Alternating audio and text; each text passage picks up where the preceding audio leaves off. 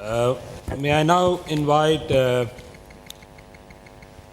Dr. Brahmanand Mohanty. He will talk about reducing the carbon footprint for sustainable production practices. Dr. Mohanty has a PhD in energy from Institut National Polytechnique de Toulouse, France, and he holds a master's degree in energy technology from the Asian Institute of Technology, Thailand, and a bachelor's degree in physics from Sri Aurobindo International Center of Education in India.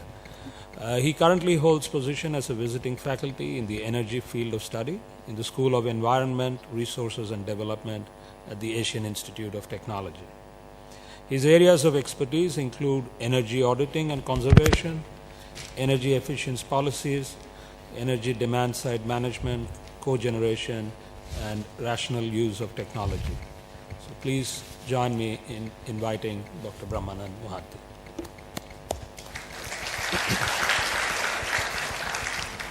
Thank you, Mr. Chair.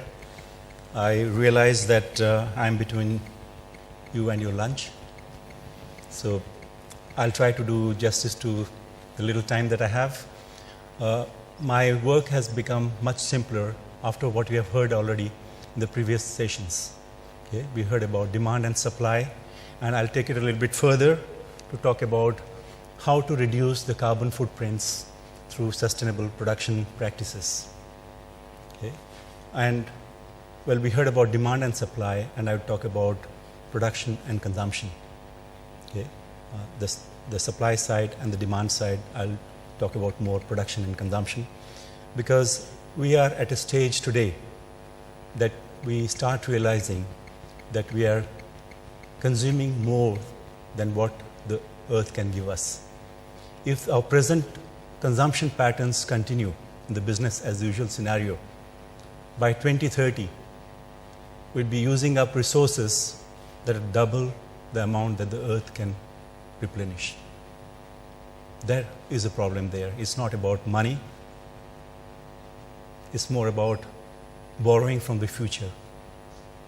So we have to think in terms of long-term perspective if you're talking about sustainability in all senses, sustainability of businesses, sustainability of companies, that also is linked with this.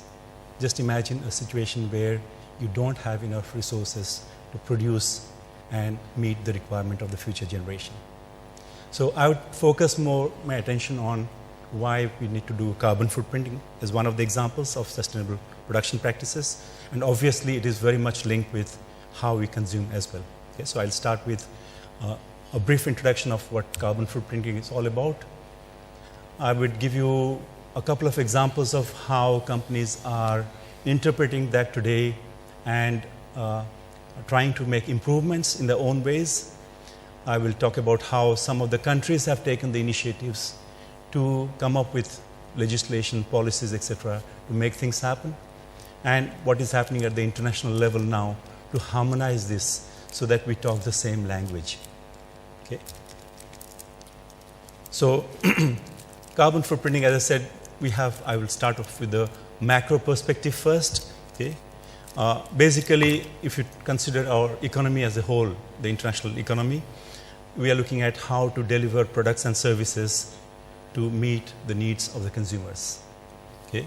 And obviously, to do that, we require more and more resources. And as I mentioned earlier, we have a problem in the future that we'll run out of the resources. And obviously, when you're using these resources, they are linked with different inputs. And these have also impact in terms of the emissions that we have. And we are all aware of the problems of global warming and climate change. Those are directly related to it. If I look at from the micro perspective, from an individual company's perspective or a chain of companies' perspective, there is a huge potential. We have realized more and more by studying that there is a huge potential for the companies, and they have an opportunity to actually gain financial benefits by doing this type of exercises. Yeah, I'll give you a couple of examples, as I said earlier. Now, I'll start off by talking about first carbon footprinting of a company, and then followed by carbon footprint of a product. Okay? So when you talk about a carbon footprinting of a company, we try to look at all what we call direct and indirect emissions that are arising from the activities of that particular company. So it's not just what is happening within the context of the company, it's the whole chain, and we heard about it earlier. How do you take care of the whole chain?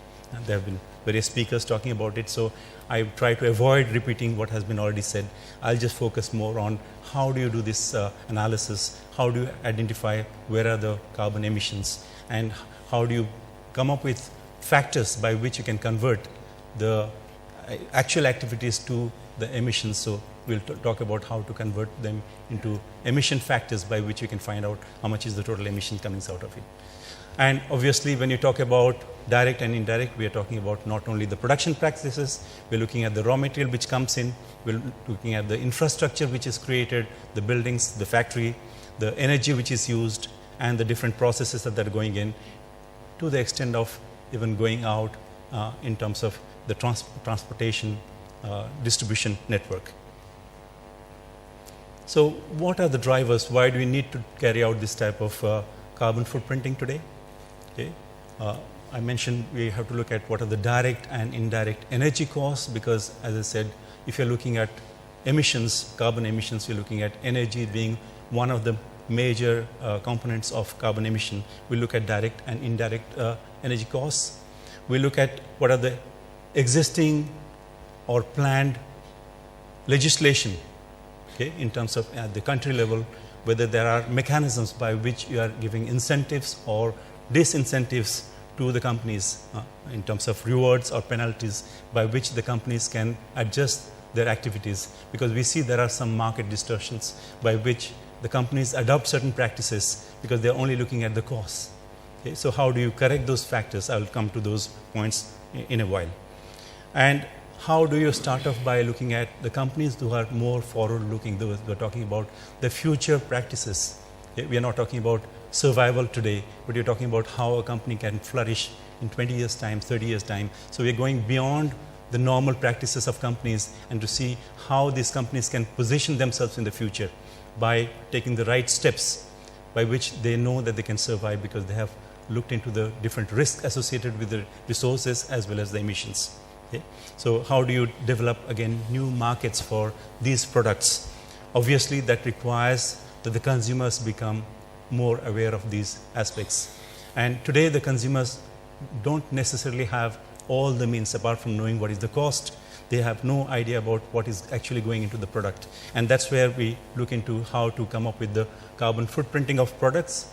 Okay? By definition, it is the amount of the greenhouse gas emissions across the supply chain, the whole supply chain. We're starting with, as I mentioned here, starting with the raw material procurement, prefabrication before it comes to the actual production, wherever the factory or the company's operations are. Goes further to look into the distribution network, the sales network, going up to the user, the way it is used, the particular product is used. And we know that there are many products which are used for a very limited time period. So all that is also taken into consideration, and ending with what type of measures that have been taken for recycling and recovery. So it's like what we can say cradle to cradle or cradle to grave mechanism by which we see right from the beginning, from the raw material till the end. So when we do this type of analysis, we know exactly the carbon footprint of a product. Well, having known that, how does it help us? One is the company knows what are the carbon footprints of the product and how to reduce it. The other side, how do you help the users, the consumers, make a wise decision by having the right information? So we talk about carbon footprint labeling, carbon labeling of products, by which the consumer can become wiser by knowing what are the inputs that are going in, by which the consumer can take the decision as to what type of products and services they're going to make use of. And that will also influence the way the producers provide this type of services. Okay? So these are the different emissions that we're looking into, and they're all converted into CO2 equivalent. These are using the Kyoto Protocol gases, the 6 Kyoto Protocol gases. I will try not to go into too much of details of the technical aspects, because the whole process of converting all these activities into emission factors, which are all converted into CO2 emissions. We are using emission factors which are calculated, and many of them are done on a scientific basis. AIT has been particularly active in developing these emission factors, because that is where all the problem lies. How do you interpret, how do you convert the activities or the inputs that are coming in into the emission that will be associated with it.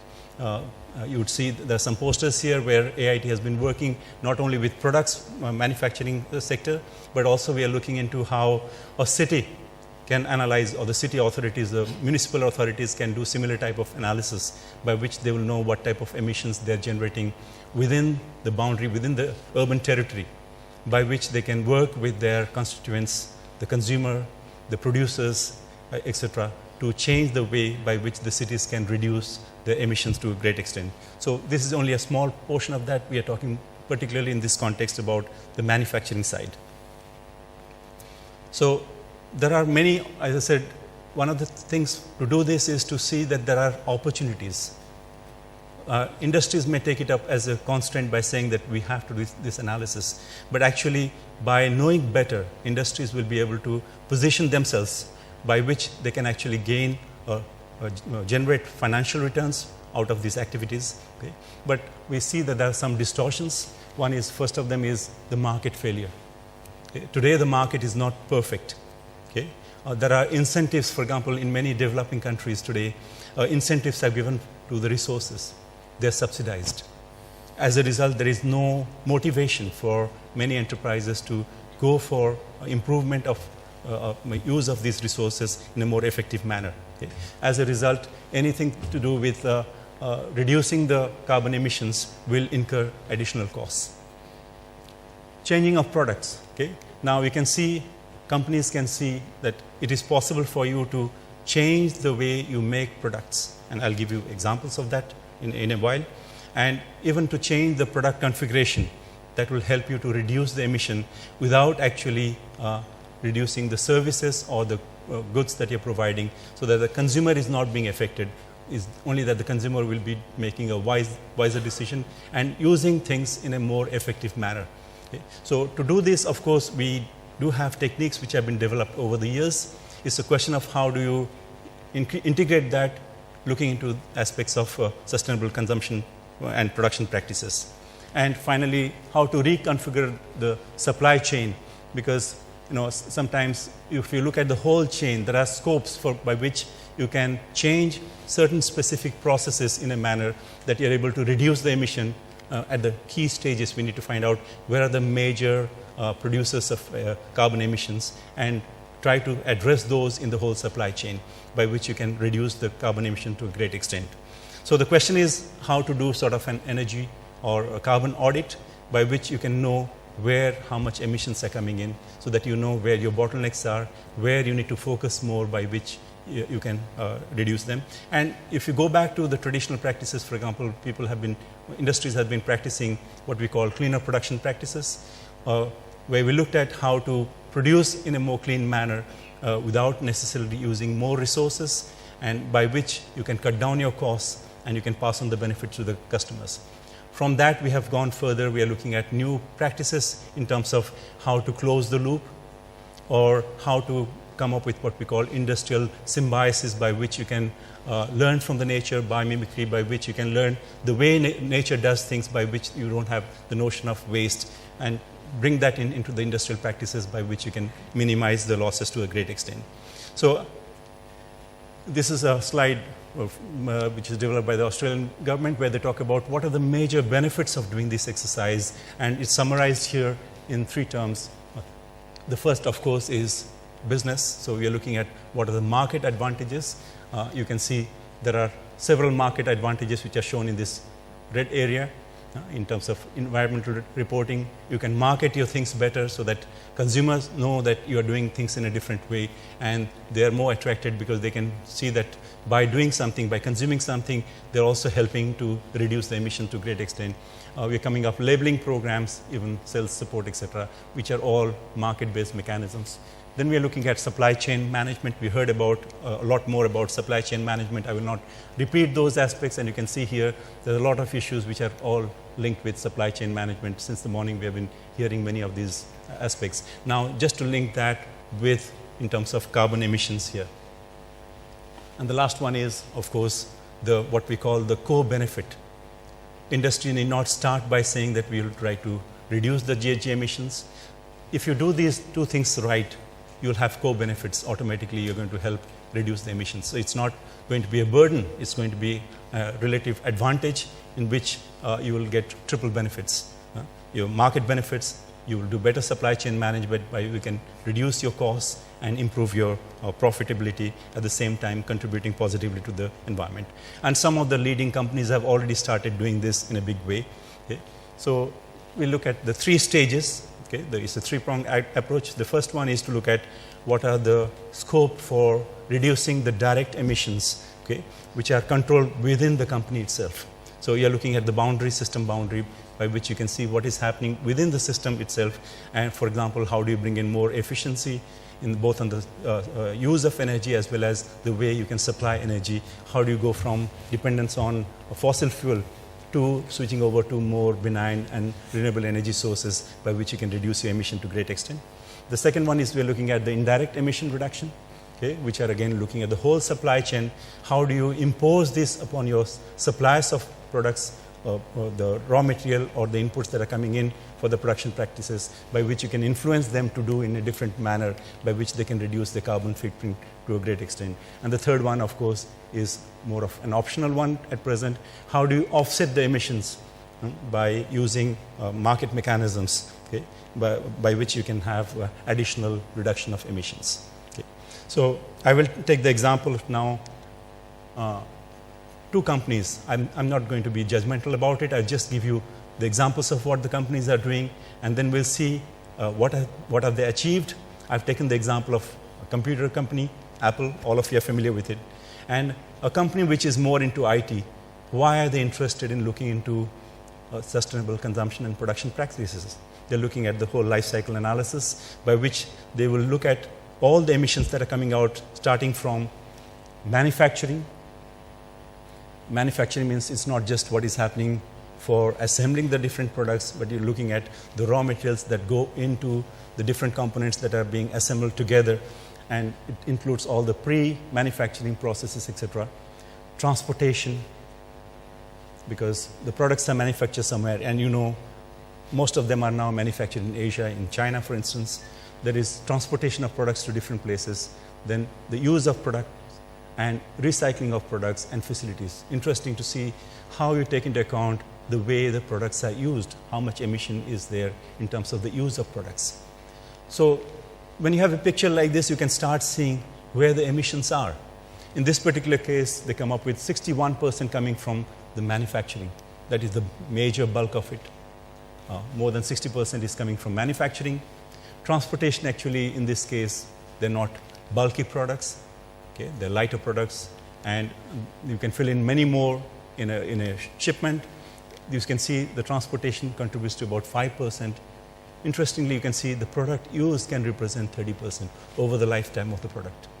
Assuming that if you say, for example, a MacBook you use for typically 4 years, okay, and other type of products you put a number of years, by which you can calculate how much amount of emission. And this is obviously not directly linked with the production practices, but how do you have this extended responsibility? The manufacturer is also responsible for the amount of carbon emissions which are due to the product use.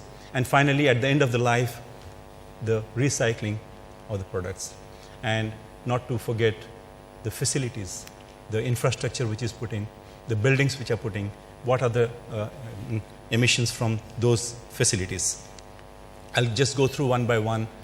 Once they have done this exercise, this is typically what you do is a carbon audit, by which you can find out for each of these activities, how do you convert the amount of emissions that are coming out or accountable for each of these activities. So you have a clear picture of what is happening in the whole chain. Next, you go into looking at what are the improvements possible. Okay? As I mentioned earlier, here you can see raw material extraction and product assembly account for 61% of the total GHG emissions. Okay? Now, they have started looking at how to design the product to minimize the impact, okay, by various means. For example, how to reduce the amount of material used for each final product. How to minimize the amount of material use. By reducing the material use, automatically you give some savings. How do you ship it with less packaging? By reducing the packaging, how do you again reduce your emissions? How to reduce them, how to reduce the use of toxic substances in the production practices? How to make the whole production process more energy efficient, okay? And how to increase the recyclable component as much as possible so that you don't have to each time go back to the nature, extract the natural resources to get the preliminary materials, which primary materials which go into making the final product.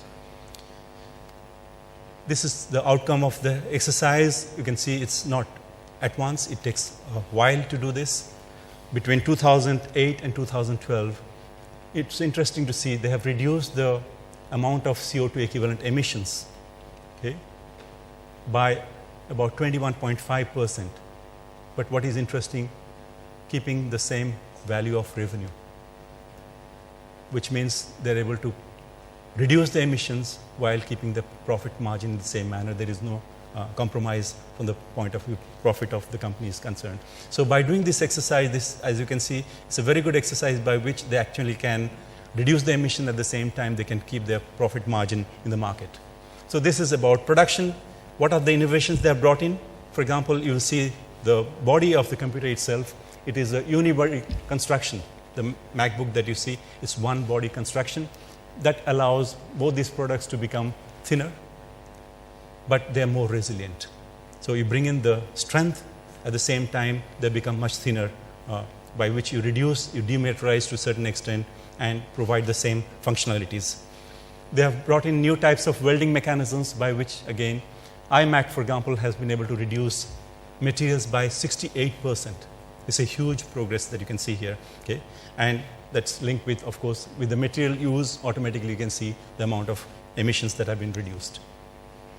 This gives you an idea about the different components. It's not just about one product. Each of the products you can see, for example, in Apple TV, they have been able to reduce by as much as 90%. Okay? iMac I talked about is about 67%, etc. Okay? So by having a real look, it is possible for you to make changes by which you can bring it back. And I mentioned what are the typical practices that you're looking at, how to adopt cleaner production practices or closed loop manufacturing.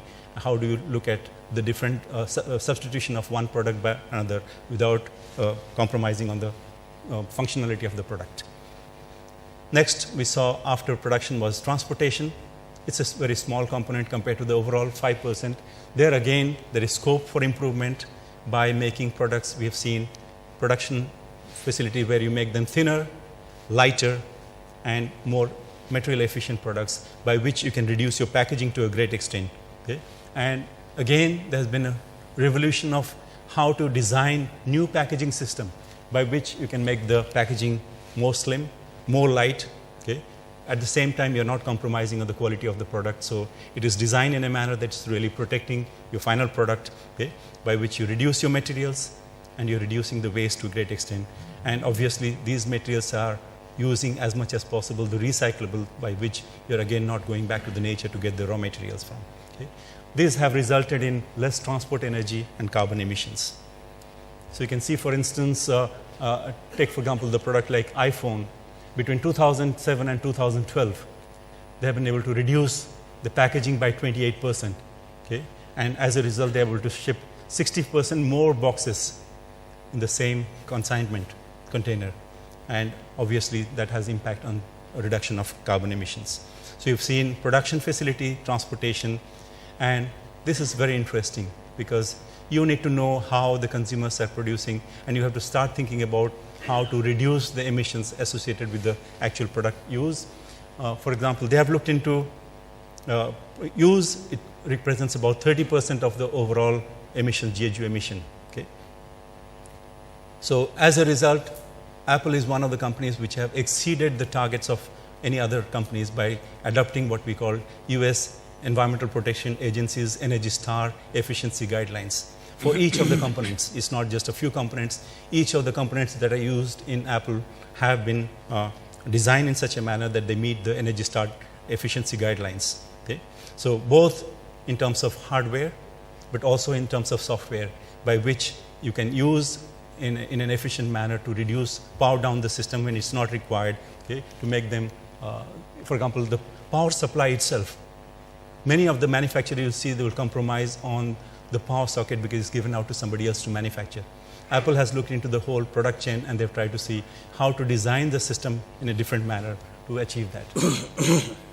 Components that require less power. Each of the components, how do you, the microprocessor, each of the components, whether it's the screen, how do you reduce it, and how do you use many of the power management features. Okay? And these are, you can see, for example, ambient light sensor compensating automatically if you have enough light, how does the computer respond to that. Wake up on demand whenever you require, it comes online. Power supply, when it's fully charged, how does it take care of switching it off. And automatic graphic switching, standby power, etc. These have been really thought about because they know that by doing this, they're helping the consumer to reduce quite a lot because they're responsible for this 30% of GHG emission. That shows for each of these components. As you can see, if you compare with a lamp, a 60-watt lamp, if it's operating for an hour, it will produce about 40 grams. Compared to that, you can see the Mac Mini or MacBook, and all of them are consuming far less amount of emissions. Okay? And that is where, again, Apple takes pride in showing how you can reduce the emission to a great extent. Then comes the part of recycling. As you can see, using materials which can be recycled right from the beginning. First thing is to make the equipment, the devices more compact and efficient that will require less material, and use materials which have possibility. For example, take the case of the battery. The battery is designed to have at least 1,000 cycles of use, by which the user is going to keep it for a longer period of time, reduce the cost of replacement, at the same time the emissions that are associated with the replacement of batteries minimized as much as possible. And obviously the materials that are reclaimed by the recyclers. And these are again the network with which Apple works, not only in their own activities, but they also go out and create partnership with the recyclers by which they can use high-grade aluminum and strong polycarbonate, reducing the materials as well as possibility of reusing these. For example, product packaging is using recyclable material to a great extent.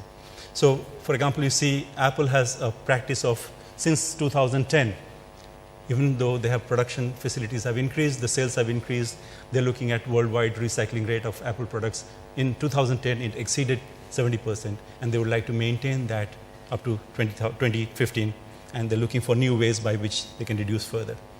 Last but not least, the facilities itself, the buildings, the data center, all the backup support, the retail store, they also try to see, it's not very big amount, 2%, but they start also doing improvements in those areas by which they can come up with what they call the net zero status. Yesterday, those who were here, we talked about buildings, how do you design buildings to have net zero or net positive status. And again, many of the facilities of Apple today have already become net zero, and their target is to achieve in all the buildings to go for energy positive and energy efficient data centers, by which they don't have to use fossil fuel for many of their activities. They're looking at fossil fuel, for example, going away from fossil fuel, not only solar or wind.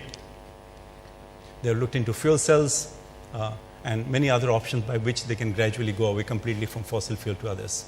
So this was a case example of Apple where they have shown how much they're consuming and in what way they can actually bring that into their business practices to reduce their cost, at the same time communicate to the consumer so that the consumer can make better decision. Now, there's another example I'm showing. Again, this is from the Asian context. This is one of the companies which is manufacturing electric vehicles. Okay? And that's something that is becoming important in the context of where people are going for more individual mode of transport in the urban city centers. How do you, a company which is a very small company which has been absorbed by a bigger company, they're looking at how to address the fuel cost, how to address the traffic congestion, how to address the pollution issues. So they've come up with electric vehicles. Okay? And they're trying to sell it in terms of making the car clean, convenient to use in the urban context, how to make it connected so that the user knows exactly what is happening. The user has continuous relationship with the suppliers, by which suppliers also know at what time, what is the status of the battery, where you need to make changes, etc. Clever options and making it cost effective compared to the alternative, the diesel or the gasoline-based vehicles in the market. Briefly about the companies, this particular product is already represented in 24 countries, manufactured in India, but it's being sold in 24 different companies. Okay, it's a two-seater electric vehicle which started in 2001 in India. It's been sold in London since 2004 as what's known as G-Ways, and it came up at the right time when the mayor of London wanted to bring in the congestion charges, and the first thing that they did was not to charge these vehicles, so that it became very popular within a very short time period. Okay. It was taken over in 2010 by a bigger company which has been already working in the automobile sector, and they see the future in going away from fossil fuel to alternatives. So that the matching took place because the smaller company did not have enough capacity. They had the ideas, but they did not know how to encash upon that to extend it to a bigger scale.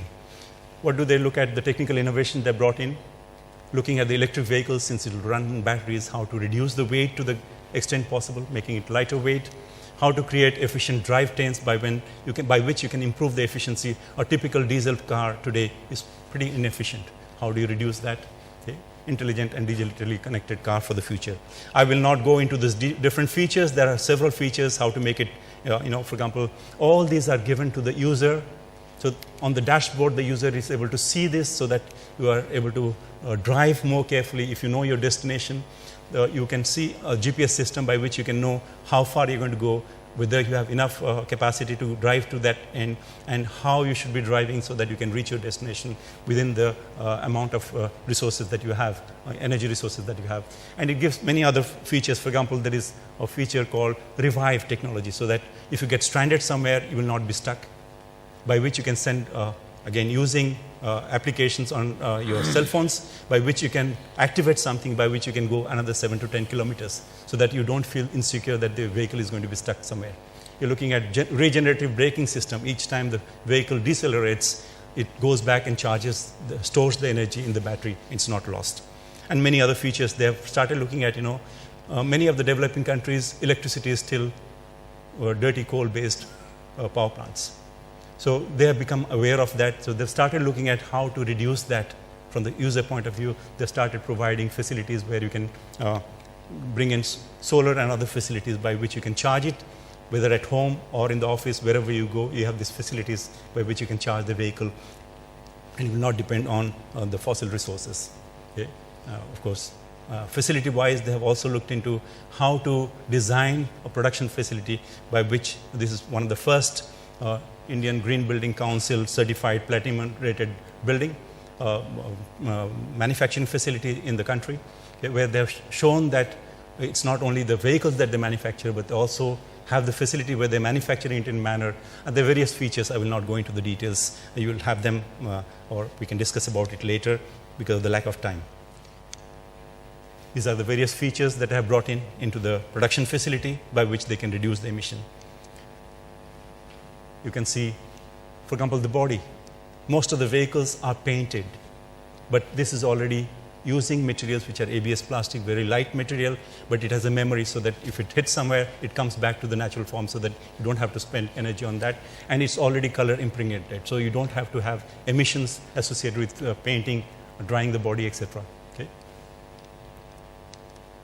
And many other features. For example, service at home. You don't have to drive your vehicle to the service station because you are always connected through this mechanism. Each vehicle is followed by the manufacturer, so they know what is the status. And once a year, they come to your place and take care of the maintenance. Now, I just gave two examples. You saw the first example, which is an international company which has brought in many features. This is, again, in a developing country context, a company which has tried to see how to reduce the emission, but they don't have the numbers to say how much they have actually achieved. That itself is a problem. They have done things, but there is no way of benchmarking and comparison. And that's why it becomes very important to come up with the standard ways by which you can compare and say how far the companies have made improvements, and the user can again make wise decisions. Okay? Now, the traditional approach has been more of taking each company project by project. You look at each company, what can be done in terms of raw material, in terms of distribution facility and product use, etc. But there is another way of looking at it. Instead of looking at each company individually as a project, we can start looking at a whole supply chain project, taking up a big company, looking at who are the different suppliers, and there are advantages to it. For example, looking at the traditional one, you are looking at only one company, whereas in terms of carbon management across the supply chain, you're looking at the lead client, but you're bringing in all the different suppliers that are coming in, by which you can have a more global approach to dealing with it, so that you can have more discussion as to how to change the material which is supplied, or how to even undergo complete changes of the types of raw material that are used in the process. Okay? Here the companies are individually engaged, where you have collaborative efforts, and again we heard a lot about how to do production planning with different manufacturers getting together, or the whole supply chain management. And this can be used in this particular context more, how to address the carbon issues. I mentioned to you earlier, there have been various initiatives. These are some. Even Thailand has its own initiative of carbon labeling, for example. You can see these different companies, these different countries have taken the lead, but each of them has certain differences. And it becomes a big problem for an international company, or a company which wants to produce in one country and sell in another.